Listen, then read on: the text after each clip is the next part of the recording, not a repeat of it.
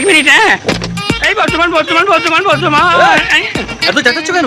এবং আমি চেঁচাচ্ছি কোথায়? আমি তো প্যাসেঞ্জার ডাকছি, মালকার পয়সা তুলতে পারে না সেই জন্য ডাকি। এই কিছু না, হ্যাঁ। তোমাকে মালকার পয়সাটা আমি দেবো। হ্যাঁ তাড়াতাড়ি চলো, ট্রেনটা তো ধরতে হবে। সেটা বড় কথা নয়, কিন্তু স্যার আপনি হচ্ছেন আমার গেস্ট, গেস্টের থেকে মালকার পয়সা নিলে ছোট্ট হয়ে যাবে না আমি? তাছাড়া কোন বংশের ছেলে আপনি ভাই জানেন? প্যাসেঞ্জার তুলি এক মিনিট।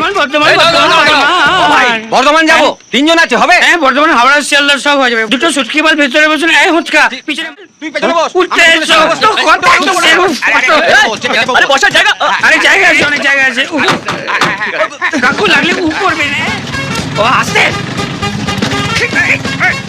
লেডিস কম্পার্টমেন্ট উঠেছেন নাকি? কোনোই মারছেন?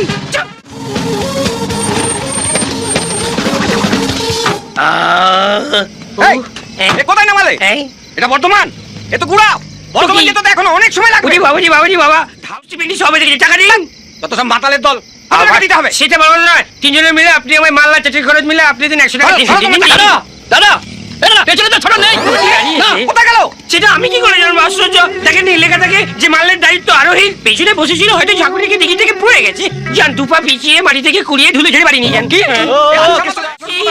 আমারে আমি এখন মার খাই, তারপর আসছি। ইউ ওয়েটিং, আমি কামিং।